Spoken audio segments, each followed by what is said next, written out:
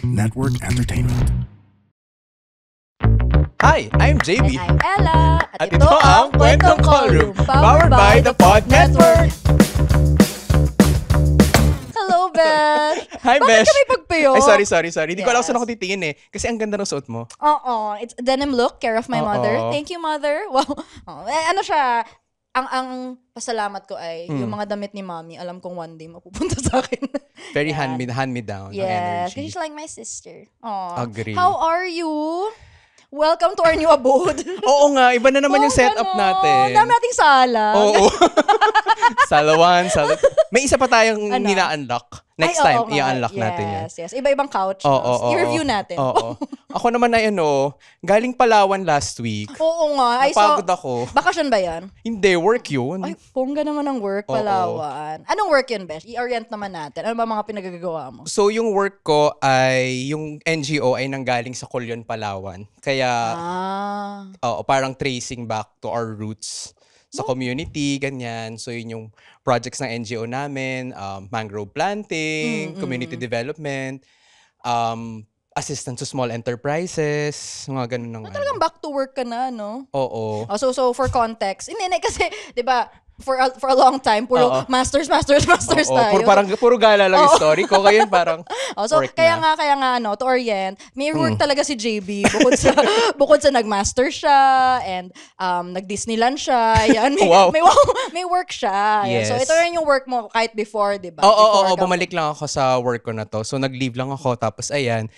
Mahirap ulit kasi may mga transition, marami nangyari. Pero iba pa rin yung energy at yung fulfillment, I must say. Yeah, so it just goes to show maraming pwedeng gawin in the medical profession. Yes. So NGO or sabi mo nga sa akin sa States ang tawag ay non-profit. Inano ko yun. Kasi parang pag sinasabi ko na point pala yun, non-government, parang hindi nila mag-gets. So so ngayon parang nahihirapan naman ako pag sinabi kong non-profit, parang di ata gets kasi parang NGO yung alam dito. So sa States, I work for a non-profit. Tapos dito. Lakas parang ang selfless ko nun parang no profit. Tapos no profit, tapos isa no government. Oo. Okay, so yun ang pag-uusapan natin today. Yes. Pero hindi ako as not a main character. Hindi ayaw ako. mong interviewin kita? Hindi, ayoko. Ay, bakit? Kaya tayo nagtawag ng guest. Ayan, so may guest today. So, kaya may space. Oo nga. For the Holy Spirit. Yes. Ay, bakit? Okay lang. Spirit is always with us. Okay. Hindi, so may guest tayo today to talk about life in an NGO or the non-profit. Pero before that, Besh. So we are Kwentong Callroom Podcast. We're best Tingin friends. doon. And doctors. And our goal is to demystify and humanize medicine. Yeah, bongga. So if you've been here before, welcome back. Thank you for always tuning in, for coming in to our abode, for commenting, subscribing. Hindi ko alam sino mag-a-adjust. Sige, sino ako ba? na. Ayan. Okay, For go. commenting, subscribing, for liking, sharing to your friend. Alam mo, meron pa rin, kanina lang, may nagsabi na naman na, uy, alam mo, hindi ko alam na may podcast ka. Nalaman ko through their sister, their pinsan, ganyan. So, kung ikaw man yun, kulang salamat. pa sa pag-promote. Ay, grabe ka. So, ito na. So, sa mga new listeners, Feeling ko, kaya nyo to kinlik kasi nakita nyo na yung guest namin ay from a very, matunog na NGO, na parang example sa mga NGOs, sa mga people na posible kang makatulong kahit wala ka sa gobyerno. Kasi nga it's non-government. Yeah, siguro. Pero pwede rin naman kasi na curious sila kasi di nila alam ano yung NGO, anong ginagawa. Hindi nila naisip na option pala yun. Oo. Yung nanay ko, akala niya pag NGO, walang bayad. Sobrang lalagpas na ako sa langit. Ginawa ko talaga yung walang bayad. Yun nga. Malalaman natin na it doesn't mean na nagdo-donate ka for like ito pera, kainin nyo, ganyan. Hindi siya ganon, di ba? So, yan ang pag-uusapan natin. Pero tawagin mo na yung guest natin. Ay, sige. I will do, you do the honor. Sige. So, itong guest ay i-describe natin. Bigyan mo na. Hindi, itong guest na to ay kasama ko nun sa US na nag-aaral din ngayon doon. Yes. Pero hindi naman yun yung pag-uusapan natin. Pero siya ay med school schoolmate natin, lower by 2 years. So 2 years sa akin, 1 year sa'yo. Because again, you're older. Okay. Medal? Yeah. So yun. Nagkasabayan tayo. Oo. Magkasunod tayo eh. Oo. Oo. Pero mas nakilala ko siya nung nasa US. Syempre marami kami mga rants, mga thoughts about the Philippines. Mas doon ko siya nakilala. So without further ado. Oo, papasukin na natin. Okay. Naghihintay na yung mic mo. Yes. Pasok ka. Woo! Oy, first time namin magtawag ng guest. Ay, oo nga. Ang galing! Ang saya! Besh, ang tawag dyan ay camera. Hi! Keisha. Sabi mo yung name niya, di mo Keisha, sinabi. sinabi ko na. Not listening. Introduce yourself. Hi everyone! Sa mga nakikinig sa Kwentong Call Room, ako po si Keisha, mga Lily. Like they mentioned, sa UP din ako gumraduate ng medicine. I worked in an NGO for 2 years bago ako nag-masters sa Harvard for Global Health Delivery. Ongoing pa. Naka-summer break lang. Ay, Naka-bakasyon. Kaya we took this Bakasyon. chance. Oo. Isa pa palang i-add ko, nung una ko nakita si Keisha noon sa US, kasi nga parang nag-lunch kami, ganyan. Tapos parang yung sabi ko, uy, di ba ikaw yung kumakanta?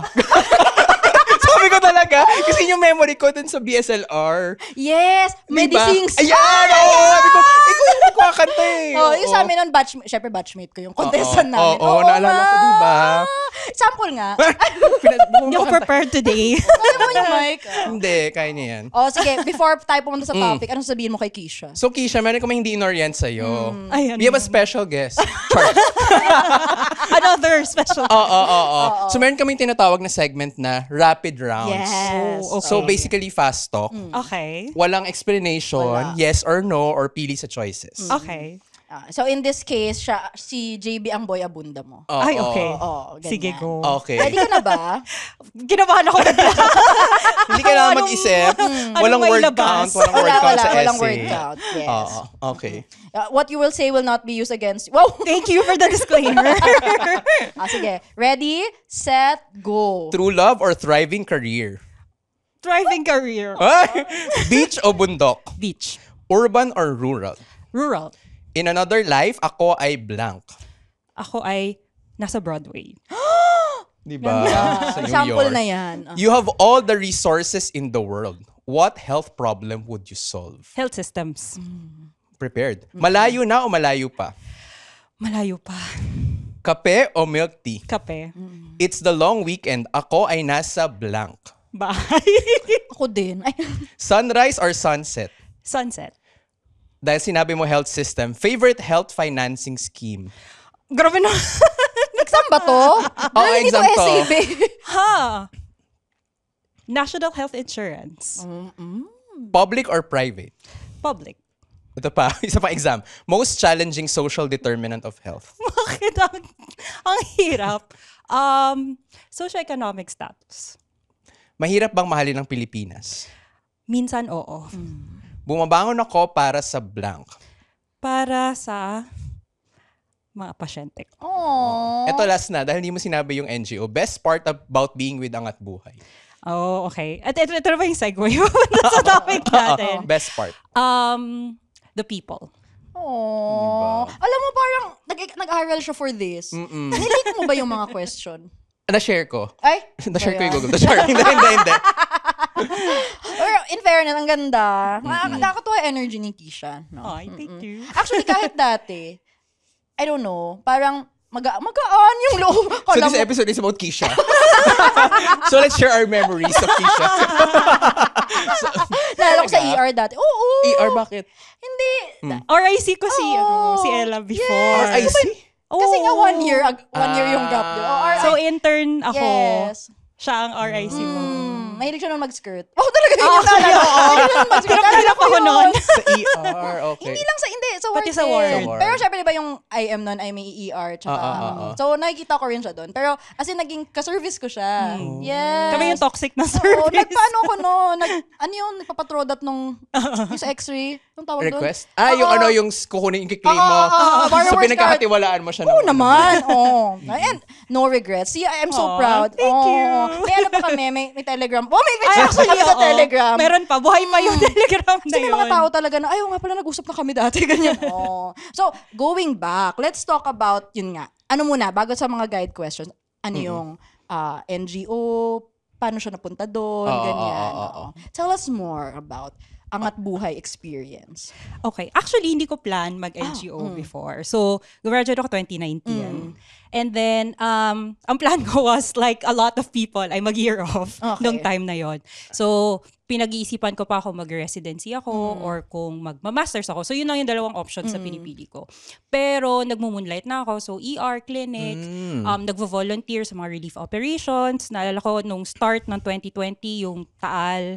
So, nandun Grabe, no? ako. Hindi natin Grabe, nakala. no? Parang akala natin pick na yung Seasonal. Taal. Na parang, Yes. ang hirap. Pero parang practice dry run. Dry run lang siya. No? Very true. Totoo. Pero yun. So, yun, tapos nag-COVID. So, nawindang yung mundo namin, nating lahat.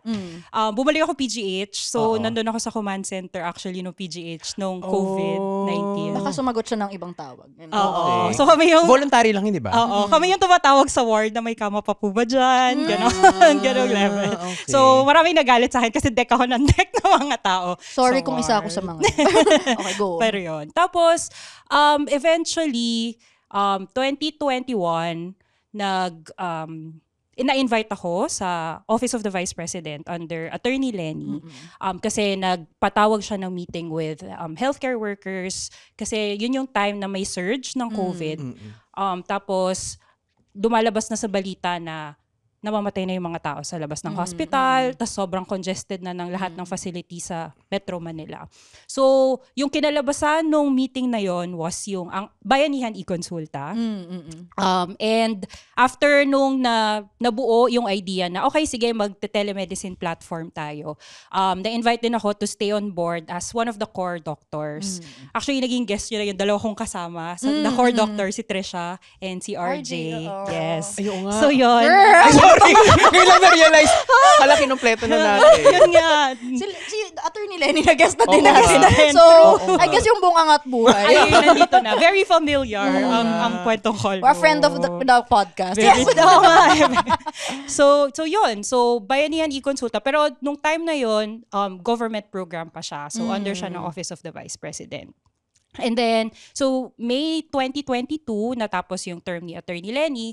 Ako personally, di ko na naman alam kung anong gagawin ko in life. So, nag-explore na ako ng options, pero nag-express ako sa team na willing ako to help out in whatever way. And then, like, nung patapos, like, mid-June, I think, 2022, nag-text sa akin yung executive director ng Angat Buhay, si Rafi. And then, formally in-invite ako as the program manager for health and nutrition ng Angat Buhay. And ako, like, sobrang na-excite ako kasi iba yung naging working experience. Like, kahit na sobrang toxic, ang daming problems, parang yun yung taste for me ng ideal work environment. In a way na like supportive yung management, nakikinig sila, like hindi nila kine-question. Like hindi problem sa akin mag-deliver ng care kasi like pag sinabi namin for example or kahit sino ng mga volunteers namin na meron pong isang patient na nag-request ng ganito, magagawan po ba natin ng paraan? And yung answer almost all of the time ay, yes, sige, magagawa natin ng paraan. Or if hindi man namin hawak yung sagot dun sa nire-request nila, tutulungan namin kung saan sila pwedeng ma-redirect para makuha nila yon. So, like, yun yung pinanggalingan ko. Kaya nung pumasok yung offer na yon, sabi ko, yes, of course. I mean, there wasn't any other answer to that question. And yun, so ever since na-launch yung Angat Buhay as an NGO, part na ako as the program manager of the non-profit, sorry. Of the non-profit. Naiyak siya. The non-profit. Oh, ganda yung glow. Hindi, mukhang happy. Alam mo, how many people can say that their current work environment is an ideal work environment? I mean, true. I couldn't say that in residency. Alam mo, lagi tayo may makitang problema. Oo, kasi parang usually ang nakikita mo dyan, merong red tape or parang hindi ka napapakinggan. Or hindi mo gusto boss mo. Diba? Di mo gusto ka sa co-workers mo. Oo. Kaya I hear a lot of people say na, eto work lang talaga to. Something to feed me. Something to keep Pagpatak ng alas 5, goodbye. Oo, na parang it's not something na nag-enjoy ako or anything. Para lang may pambayad ng renta, ganyan. Pantawid. Oo, pero to have someone say, confidently na, masaya ako dito. Wala. Oo, ang no. ganda. I mean, nandun kami sa point na even yung mga volunteers namin, as in, kausap ko pa rin sila hanggang ngayon, like outside of BK, nagmi-meet up sila. As in, naging friends talaga, lalo yung like core team of volunteers nung Bayanihan e-Consulta. As in, umabot sa point na sinamahan nila ako papuntang Angat Buhay NGO. And even nung nag-end yung Bayanihan e-Consulta as a program, as in like nagkakamustahan pa rin yung mga tao, nagtutulungan, like meron na yon na na-establish na community outside. For the listeners, yung Bayanihan e-Consulta, yun yung telemed platform Yes. ng OVP. Diba? So yun yung... Oo. Uy, ang dami ko refer doon. Oo. Kasi, syempre, may mga magme-message sa'yo na pwede bang pumasok sa PGH, ganyan. Tapos parang, hindi mo sila laging ma-accommodate. Lalo na nung time na yon. Kasi, very restricted lahat. Tapos, yung telemed natin nun, marami pang problems eh. Kasi, naalala mo nun, yung waiting list, mahaba, ganyan. So, ang daming natuwa na, as in, personal people na I know na natuwa sila na ang daling mag-message dito, ganyan. Wala At saka lang. nagpapadala talaga sila ng kits, tama ba? May ganun silang aspect. COVID kits. Oo, may ganun. Na parang, alam mo May yun. pulse ox, diba? Meron. May pulse ox yun. Bakit wala sa ward? Kulang tayo sa ward eh. Sana sa ward pinadala? Bring your own sa ward.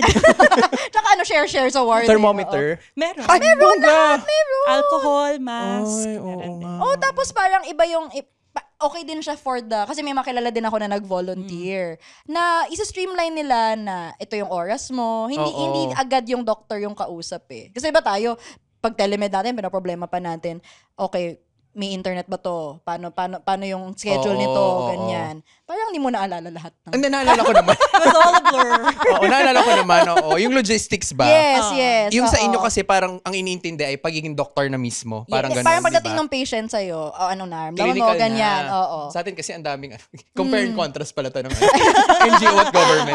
Sana all pala, ganyan. Pero, ang galing nung ganito. Pero, let's orient more na. So, it's not kasi na dahil masaya siya, ibig sabihin nun madali yung work. I'm sure hindi. So, hindi rin yun yung takeaway na mag-NGO tayong lahat kasi maganda, ganyan. I'm sure you both know there are a lot of struggles also, di ba?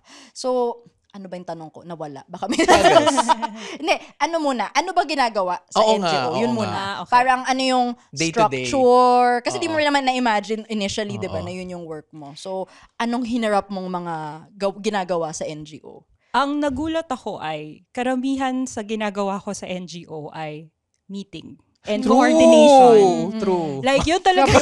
Sorry. True, chinecheck ko yung calendar ko for next week. Meeting na naman. Hindi na ako naka-work. Most of the day ay puro meeting lang Diba? talaga. So, yung actual work, like yung pag-check ng program, paggawa ng mga report, ganyan. Usually after hours na yan mangyayari. Kasi, syempre, i-accommodate mo rin yung schedule ng mga either partners, potential donors, very important. So, hindi pwedeng humindi.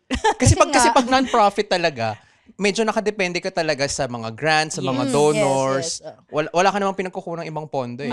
Kasi hindi naman, so again, to clarify, doesn't mean na non-profit ay pera nyo na kailangang ilabas, di ba? Hindi siya donation scheme, ganyan. Hindi At siya saka ang ganyan. orientation kasi ng mga non-profit NGO ay hindi kumita. Yes, Pinapaikot lang talaga yung pera para Yes. maging sustainable. Yun lang naman Hence, siya the eh. importance of partnering with groups, donors, Yes. ganyan. So, Okay. yun. So, meeting. Yun talaga ang karamihan sa araw. And like for me, na hindi masyadong people person. Actually, not people person, pero medyo nasa introverted side ako.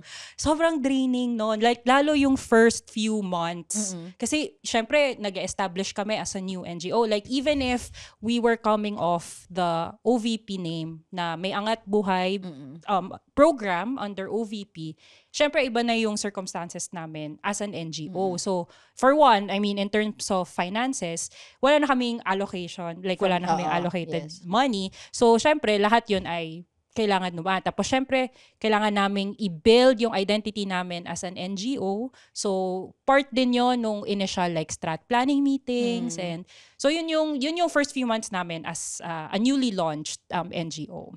Very important kasi yung credibility, identity ng NGO, no? Definitely. Oo. Kasi hindi ka magkaka-donor. Hindi ka pagkakatiwalaan kung okay ba kayo. And yun yung like lalo sa international grants and international donors, yun talaga as in nag-check sila yung due diligence na tinatawag. So talagang background check yun, kamusta ang finances nyo? Kaya nyo ba talagang i-implement yung program na pinopropose nyo? Part siya ng di ba? Pag nagsubmit ka ng proposal, yung structure ng organization, track record nyo, Even yung financial numbers, statements. important yung numbers, yung impact nyo, ganyan. Given that, na-overwhelm ka ba? Kasi hindi to tinuturo sa med school eh. Definitely diba? not. As in, Management. sobrang Hindi lang eh. Tapos, hindi ko nga masabing surface level, baka nga, nandito, yung surface, tas ito. Pero definitely, as in sobrang culture shock in a way. Kasi syempre sanay ako one-on-one. So merong patient sa harap ko, tapos ang background ko syempre, I mean kahit na meron tayong social medicine, community medicine sa PGH, iba pa rin yon pag ikaw na yung tinatanong, so what do we do now to address all these other factors aside from the biomedical component? So, yun. As in, sobrang, hindi ko rin alam kung anong gagawin. Like, even yung mga travels, pagbaba, pag nasa community ka na, like, iba yung lens na kailangan mong gamitin, iba rin yung skills na kailangan mo to manage a program, to start the engagement. So, yung mga ganung bagay na hindi ko dati iniisip, ngayon kailangan ko nang isipin and kailangan ko i-figure out very quickly kasi hindi naman tumitigil yung work namin. Like, dire-diretso lang siya. Like, once nag-launch kami, medyo full speed ahead na lahat ng nangyari sa amin. So, yun.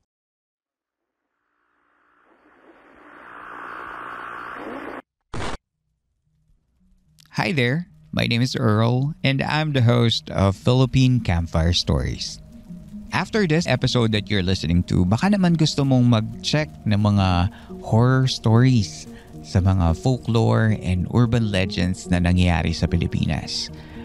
Mga true horror stories shared in a manner na hindi ka naman matatakot pero ma-entertain ka. Go ahead and check out Philippine Campfire Stories, and we have over 200 episodes just waiting for you. See you there! Kasi very strict yung mga timelines. Sobra. Yung budget, kailangan parang lahat dapat accounted for, di ba? Like, ultimo meeting. Meeting na lang, for example, kailangan mo siyang i-record na, okay, ito ay isang activity na gagawin Meron namin din ba kayong for this cap project. per head? Kung magkano lang ang pwedeng gastusin? Oo. Like parang sabi ko, ay hindi pwede 2-piece. Oo. Hindi pwede fully Kung magkano loaded. yung ipapakain mo sa guest, may cap yun. Oo, may cap yun. Kasi pag magpasas, kailangan lahat kayo may attendance. Yes. Well documented lahat. So, iniisip ko, ang hour, sipin natin yung 9 to 5 mo, ano itsura niya? Puro meeting yon. Mostly meeting. Pero nung one of the earliest projects na nilaunch namin or in-implement namin as soon as na-launch yung Angat Buhay was yung Bayanihan e-Consulta. Okay. And so, medyo 2 hats ako noon. So, ako yung program manager for health and nutrition, but at the same time, ako rin yung operations head ng Bayanihan e-Consulta, which means na ako yung nagtitriage ng patients, ako yung nagto-troubleshoot kapag may kailangang medical concern or even administrative concern, sa akin yun napupunta. So, actually, nung first few months namin, wala akong off day. Kasi Monday, Tuesday, nire-reserve ko yon for like administrative stuff. And then yung Wednesday to Sunday, bukas yung BEK. So 8 to 5 siyang bukas, okay. 8 to 3 siyang bukas. So nagtitriage ako and then yung other stuff na ginagawa ko. So depende kung anong program yung ongoing. Kasi doon nakadepend yung kung ano yung kakain ng oras ko. So, nung time na nagkaroon kami ng nutrition program, for example, kinailangan kong mag-field work. So, bumaba kami nun sa 2 provinces, like nag-Negros Occidental, and then nag-Iloilo kami. So, yun, like accounting for yung mga trips na yun. A lot of it ay hindi talaga hindi talaga tutok sa program, but a lot of it ay mas external yung ang laking part kasi ng relationship building, no? Sobra. Tapos yung needs assessment. Yeah. Oo. Ang nakikita ko, at least dun sa experience mo ay may ongoing ganap na parang background noise siya, pero active pa din. And then meron ding projects. Parang ganun din sa'yo, na parang ikaw din na every week iba-iba yung ginagawa mo. Laging may meeting, pero minsan pumunta ka sa field, minsan yan, nagpalawan ka, Oo, ganyan. parang may mga projects kasi na ongoing, may mga iba na nasa proposal stage, Yes. may iba nagmo-monitor na kayo. So yun, ano siya, kailangan kang mabilis mag-isip, tapos kailangan mabilis ka rin mag-adjust, Oo, 'di ba? Sa mga definitely. schedule ng mga meetings, biglang ay may deadline na proposal na ganito, kailangan magsulat na tayo. Oo. So parang in a way, hindi rin talaga same yung ginagawa mo every day. Depende sa pangangailangan Hindi. at that time. Nasa totoo lang, isa rin yun sa mga dahilan kaya ako lumabas ng clinical kasi gusto ko ng iba-iba. Pero Okay. sana hindi ganito iba-iba. Kasi parang, hala, iba na naman. Parang iba-iba yung mga aspects. Like, for example, sa Kulyon, merong TB, tapos biglang magiging nutrition mamayang hapon, tapos leprosy naman mamayang bukas naman. So parang iba-iba talaga siya ng pinapaganang part ng brain mo. Ang na-imagine ko, parang daming soft skills, no? Tapos, parang, kung isipin mo nga, ano yung nakatulong ng med school, siguro pag-org. Kasi, Actually, pag-org. kasi, hindi naman to, like, fine, may mga ganong module, pero parang yung pag-organize ng singing competition, yung mga pag-organize Yung mga ng events, di Events, ba? events, Parang definitely. kabisado ka na yung parang, sinong registration? Ikaw dito sa oo. ganyan. So, parang, ang galing I'm so amazed that it's such a well-oiled machine, or it tries to do that, na ang goal niya ay not profit. Kaya nga, non-profit. Diba? Pero, hindi, ang galing lang. Oo, diba? oo. Parang, alam mo yung mapapaisip ka, pwede palang ganito. Ganyan. Oo. At saka important na hindi ka mag-micromanage, no? Sobra. Yes. As in, Oo. sobrang important na mag-delegate kasi ma-overwhelm ka talaga. Totoo. Like, minention nga yan. Like, iba-iba yung kukuha ng attention mo. Tapos, iba-ibang part ng brain mo yung kailangan mong i-engage. Oo. So, yun. Tsaka yung technical writing skills. Ay, Sa oo. pagsasalita, tapos parang paano ka magko-communicate sa mga iba-ibang tao sa field, di ba? Kasi merong, for example, may mga patients, tapos biglang mamaya ang kausap mo yung PHO na. Siyempre, dapat iba din yung manner na magsasalita, di ba? Tapos kailangan din persuasive ka, Oo. like, may gravitas kapag nagsasalita, Oo. ganyan. Ang daming nangyayari. Ako parang, siguro kung, ngari, ito yung job description, parang, ay, ang dami. Diba? Pero, it's nice to know that this is also an option na pwedeng gawin ng mga students. So, well, students ngayon, kung gusto man nila. Diba? Ngayon, ang gusto ko malaman, ano yung hard parts about it? I'm sure may mga na-surmise na tayong mga difficult parts about it. Pero ikaw, ano yung mga particular things you'd like to highlight na ito, not so happy parts in working in an NGO? Well, karamihan doon ay yung frustration, lalo pag hindi kayo nakakuha ng grant, for example. Dahil nga very grant-dependent, donor-dependent yung paggalaw ng mga projects. Kapag wala kayong nakuha, sobrang, like, wala, nakatenga yung project. Tapos gumastos na rin kasi kayo. Exactly. May gastos Yeah, yun. May eh. gastos Oo, yun. oo. Tsaka yung effort to write a proposal. True, Kasi hindi true. lang naman siya yung simpleng technical proposal. Kailangan pa i-prepare lahat ng background documents, Oo. lahat ng mga... ang hirap pa na makakuha ng data sa atin. Exactly. National, local. Very Ang hirap. research heavy din, ano? Yes, oo. very true, research true, heavy din. true. So, it doesn't mean na, kunwari, ngayon hindi ka mahilig sa research kasi hindi ka mahilig sa mga medical research, o mga clinical research. Dito, super gamit na gamit. Very Oo. data-driven Yes. kasi, Yes. diba? And Oo. very Yes. important yun kasi hinahanap, like not only dapat evidence-based of course yung mga interventions na ginagawa natin, pero hinahanap din kasi yun ng donors. Kasi isa yung assurance na okay, so may basis pala tong gusto nyong gawin. Oo. Hindi kami nag-i-invest sa wala lang, on a whim or something like that. So very research, very data-driven yung galaw. And then I guess actually, yun yung main ko, yung financial resources. Sobrang hirap din. Like, yes, may pera. Pero, dahil ang daming NGO, competing for such a small pool of money. Tapos lumiit pa lalo kasi mga funding Exactly. cuts. oo USAID, di ba? nga, Tapos oo lahat nga. ng pool of donations na may ambag si US, Oo. nag-pull out din sila. Yes. Di ba? So, yun yung mahirap ngayon, actually. Kasi, like, everywhere, like, kahit yung mga, like, for example, sa Harvard, marami sa mga colleagues namin ay nasa non-profit. So, yan ang topic all the way. Kasi nga, malaking dagok sa buong mundo, actually. So, maraming intervention sa magsasuffer, yung, like, especially yung mga HIV care, vaccinations, lahat yon. Pero yun yung, like, one of like top of mind na major challenges. And I guess yun nga, yung pagiging unprepared in terms of like the skills that you need. Kasi again, one-on-one, sanay ako. Very science, very medical. Very hospital. Very hospital. And then dito, hindi mo alam kasi kung anong bubungad sa'yo. Hindi mo alam kung anong challenge, anong issue yung kailangan mong harapin. And malalaman mo na lang siya pag nandun ka na. Like, pag nasa field ka na, pag nagsa-start ka na ng program, pag nakakuha ka na ng data. So, a lot of it ay troubleshooting. So, for me personally, kahit na-challenge siya, medyo enjoy din siya kasi na-challenge yung utak mo na, okay, you have to think on your feet, you have to think fast.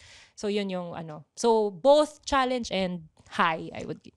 I think segue na yun to the next part. Ano yung mga high? Kasi parang ramdam ko talaga na kahit nung pagdating na this is what I do, ganyan, parang super proud niya na naging part to ng buhay niya, na nagagawa niya to, na-experience niya to in their lifetime, diba? Very refreshing. So, tell us more. Ano pang, bukod dun sa challenging siya, fulfilling, ano pang mga nagustuhan mo sa work as an NGO? I think yung, yun nga, na-mention ko kanina dun sa rapid fire round, yung mga tao. Like, not just within the office. Like, I think highlight namin sa Angat Buhay was yung volunteer network talaga. So, as in, nakakamit ako ng mga volunteers from Mindanao, from Cebu, for example. Napupuntahan ko sila, like for example, sa San Mateo, magsasimula ng nutrition program, or sa Mandaluyong. So, kahit saan kami may volunteer, nakakamit. And sobrang mas nakaka-inspire yung stories nila actually pag pinakinggan mo sila. And hindi lang sila, pati yung mga beneficiaries ng mga programs. Like, pag nandun ka from the very beginning, tapos natapos yung program, tapos nandun ka, nabisita mo sila, iba yung feeling. Tapos ang large scale din kasi niya compared sa clinical na one patient at a time. Dito kasi like kunyari one program sa amin 500 kids agad in isang bagsak. So iba yung fulfillment, I would say. And nakakatuwa lang talaga to hear how creative people are in trying to address these kinds of concerns. Kasi like hindi siya, yung iba talaga, like kung ano yung meron sila, yun yung magiging basis nung solution na ipopropose nila. And kami, as Angat Buhay, ang goal is to support them into whatever it is they want to do. So I think, yun din yung maganda dun sa naging experience ko sa Angat Buhay. And yung mga tao na kasama ko sa office, like ibang klase yung dedication, ibang klase yung passion, ibang klase yung pagmamahal sa bayan. Level, ganong level. Kasi like, may mga araw talaga na hindi na kami natulog. Lalo na pag may bagyo, for example. True! Sabihin ko, grabe yung Angat Buhay nung mga hot meals na binibigay nila. Grabe. Agad-agad yun. Yeah. Diba, tayo nga, magplano lang na episode, ang tagal. Grabe yung comparison na. Kasi parang in all things that you have to organize kasi. Yun, wala silang choice. Kailangan mabilis kasi ito na, Oo, diba? alam nga namang next week pa, tapos na yung mga nasalanta. People are suffering now. Diba? Kailangan nilang mag-respond sa need na yun. And hindi naman predict yun na, magbabagyo siguro next week. Ganyan. Alam mo, na-realize ko, kahit limited yung resources ng NGO, ang advantage niya, mas mabilis siyang nakakakilos dahil wala itong mga bureaucracy na. Yes. I mean, hindi, it explains but it should not excuse yung bilis ng response sana ng government. Diba? Ano nga parang, I don't know, siguro a sad part of it is that these organizations need to exist at all. Yes. Naalala ko, hindi ko, si Figuro na nabanggit na rin to na ang NGO ay, ang goal niya talaga ay ultimately ay mawala. Kaya nga, hindi. Kasi, diba? In essence, medicine should also be like that eh. Parang, kung gusto mo talagang healthy yung population, in the end, wala kang pasyente in the ideal world. In a way, ganun yung gusto niyang mangyari. Na, yung non-government organization, hopefully one day, yung government na yung sanang pumupuno nun. Kasi ang karamihan sa ginagawa naman natin ay pumupuna doon sa mga butas na mga hindi nagagawa ng gobyerno. Yeah. So, you would say, both of you na, in the as an interviewee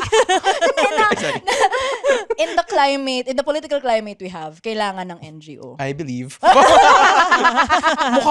Sa ngayon, parang matagal-tagal pa yung hindi mangangailangan talaga ng NGOs, non-profit sa Pilipinas at sa mundo. Pero alam mo, ang magandang energy na nakukuha ko ay people in NGOs are like-minded people. True. Yes, di ba? Yes. Di ba?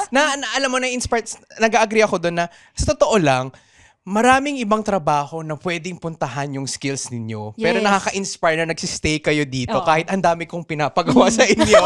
Diba? Parang nakikita ko rin sa NGO ko din, parang this oras na ng gabi, nag-repack pa sila ng bigas, nagaganyan pa sila, nagpupuyat sila sa office. Tapos ma-realize ko, iba talaga yung passion, iba talaga siguro yung altruism. Kasi magsistay ka dito, tapos ito yung effort, ito yung compensation, di ba? Parang may something eh. Tsaka the fact lang na, alam mo yun, ang sarap nung, alam mo yung hindi sila napipilitan. Alam nila, kailangan tong gawin, walang trabahong beneath or above them. Kasi, ang mahalaga dito ay ma-achieve yung goal. Ito yung project na to, ito yung goal na to, kailangan ko tong gawin. So, whether pupunta yan sa field, mag-repack ng kung ano-ano, or mag-meet sa mga higher up, go! Kasi ito yung objective eh. Ang ganda nung goal-oriented yung mga tao.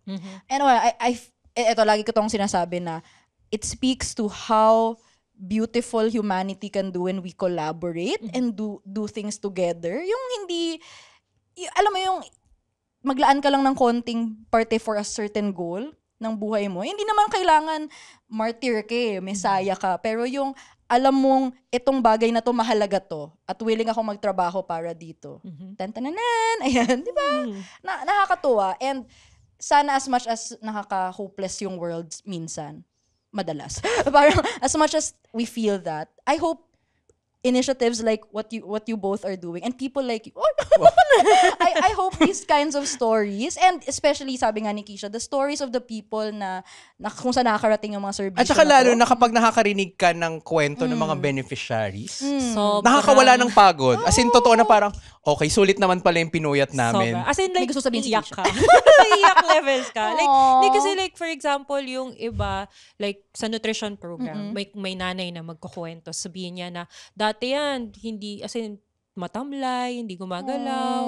Pero ngayon, makita mo, tumatakbo na siya, kasama ng mga kapatid niya. Or even sa BEK, sabihin na, ito lang yung way, I mean, kayo lang yung naging dahilan kung bakit nakapagpa-check up yung tatay ko. So parang, on one hand, nakakalungkot na it would take that kind of activity, that kind of effort to provide something so basic. Pero at the same time, like, to be something that contributed to someone receiving that kind of service ay ibang klase din. Teary-eyed talaga siya. Wala ako din. Hindi. Marami akong narinig na ganyan na, alam mo, in the grand scheme of things, ano ba yung nagawa natin? Like, sometimes you feel na meron pa rin namang maghihirap, meron pa rin namang magsasuffer, ganyan. Pero isipin mo yun, makarinig ka lang ng ganon, enough na yun to move forward.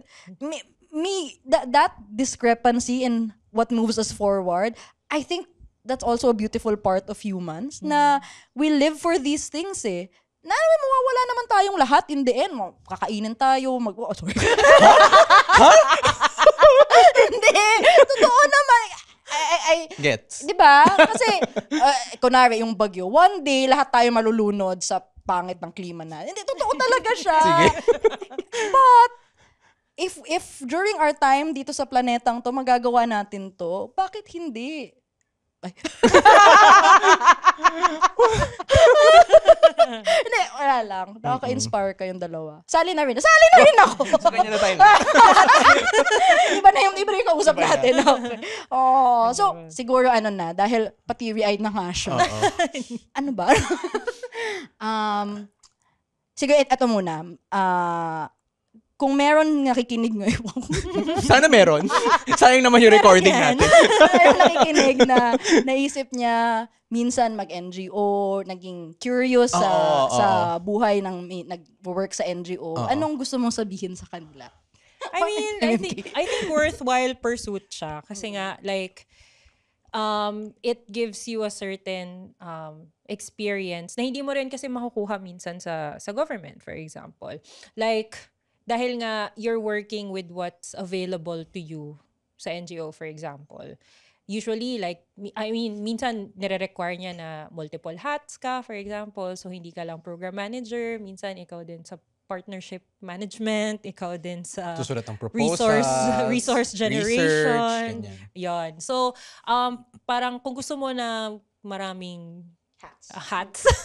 Kung ikaw yung type of person na nag-enjoy sa ganon. Like, At ayaw mo yung paulit-ulit. Exactly. Ito hindi talaga ulit-ulit. Wala Walang kang monoton. any day iba-iba. True. Pasok ka, surprise. But anyway, so yun. Definitely. And again, like kung very clear sa'yo kung ano yung goal mo, sobrang daming mong pwedeng salihang NGO na ang important kasi sa NGO, dapat very clear ang mission statement. Kasi yun naman yung babalikan nila. Like, kahit na, like, gulo-gulo na yung nangyayari, wala nang pera. Like, you always go back and then you start to evaluate. So, yeah, definitely, I would say go for it. It's one of the options out there na and siguro worthwhile din to take some courses on the soft skills, especially kung wala kang previous experience, kasi mas kakailanganin mo yon actually during your tenure in the NGO sector. Ayun, mag-search sila, no? Kaya may gusto, Yes. may passion sila. Na they feel strongly about something. Feeling ko ano siya, parang nga siyang susali ng org. Feeling ko yung mga gusto mag-NGO, mag-org muna sila sa med school, sa college. Kasi, Agree. kung kunwari, interest mo talaga to, yung mga tao sa NGO, like-minded, pareho na kayo na that's a start. There are people who are also interested in that. Parang may opening kami. Nag-recruit. Ito pala yun. So, contact. Oo, sa comments nalagay ko. Pero siguro, I think it also needs to be said na sana wag tayong lumabas dito thinking na dahil may NGOs naman at marami kayong natutulungan, na dapat okay lang sa gobyerno ng ginagawa. Na kulang yung serbisyo, kulang yung response, hindi pa din pwede. Ito ay mga measures, talaga tingin kayo sa akin. Hindi, ikaw talaga. Sige, go. Ito ay measures to fill in the gaps, like what you said. But I hope it doesn't give anyone in the government any reason to say, okay na to. Oo, true. Yung okay. Sorry, yung meme kasi naalala ko eh. Hindi, kasi you guys are doing so much and so well and for so many people. Pero tandaan natin lagi na yung trabaho nyo ay trabaho dapat ng gobyerno. Looking at you. So, kailangan hindi ko mapigilan. Okay. Thank you. Saya. Thank you, Keisha. Thank And you. alam mo, na-realize ko lang, even if kung sino ka mang nanonood ngayon, kahit hindi mo gustong mag-NGO or it's not for you, I hope you also find something, and I wish everyone would find something that gives them a fire like this, na drives you, fuels you to do great things. Tapos wala lang, ang galing hindi siya personal gain, pero ang dami nyo nagagawa. Diba? Actually, hindi mo na maiisip yung personal gain eh. Parang later na lang, parang medyo nag-improve naman ako sa writing. Later na lang yon. Ay, parang okay na. Parang medyo umokay na ako makipag-usap sa iba-ibang tao. Ganun na lang siya. Ano na siya? Unintended consequence. Oo. Pero ang galing, kasi ibig sabihin, hindi kailangan ganun yung mindset mo na kailangan lahat ng ginagawa mo ay dapat may maiangat to sa buhay ko. Diba? Ay, angat buhay. Hindi ko sinasadya yun. was not intentional. Thank you, Keisha. Thank you I'm so so proud of my much. SIC. Highly appreciate. Highly appreciate SIC's notes. Ganda ng sulat niya. So, nung time na yun, nagsusulat pa yun. Ang ganda ng sulat niya. Handwritten palm charts. May gusto ka bang batiin? Well, Doon ng tingin. of course, yung mga colleagues sa Angat Buhay, dedicated to you guys. And of course, Bayanihan e-Consulta volunteers, of course. Hindi ko pa actually sila nakikita. And paalis Nandito si na Keisha. ako. Paalis na ako ulit, pabalik. Yun. And of course, lahat ng naging part ng aming work sa AB, sa BEK, and even no PJH days. Like, just wanna say thank you. Lahat kayo ay naging bahagi ng mga naging decision ko in life. Lahat kayo ay naging bahagi ng mga dahilan na nagtulak sa akin then to pursue further studies and to further improve what I can bring. So, yun. Ganda. Sana, na-enjoy ko yung episode na to. Kung na-enjoy mo, Na-inspired If you like this episode and want to see more episodes, please follow Kwentong Callroom Podcast on Spotify and YouTube. We drop new episodes every Monday, 5 p.m. Pwede rin balikan yung past episodes namin on Spotify and YouTube. Feel free to comment and answer the episode polls. You can also follow us on social media for more chika and updates for Kwentong Callroom Podcast on Facebook and YouTube, and at Callroom Podcast on Instagram, X, and Threads. TikTok pa. TikTok, okay. You can also join our Discord community, Callroom Tambayan, our official community server kung saan pwede kayong makichika with us at iba pang mga ka-callroom. Each week, meron din tayong episode question that we post on IG, X, and Discord. Makisagot sa Question of the Week every Friday, 12 p.m. to keep the conversation going. At sa mga gusto mag-submit ng questions, concerns sa chief complaints, open pa rin ang kwento mo sa Callroom. It's a Google form where you can submit your questions to us. Kung mapili namin yung kwento mo, pwede namin sagutin in one of our future episodes dito sa Kwentong Callroom. Our link is pinned in our social media pages. And if you want to reach us via email, you can reach us at kwentongcallroom@gmail.com. Yan. Angat buhay. Wow! Thank you, Keisha! Thank you din sa inyo sa pag-invite. Sige, sali ka lang sa amin. With that, I'm Ella. And I'm JB. I'm Keisha. And this has been Kwentong Callroom.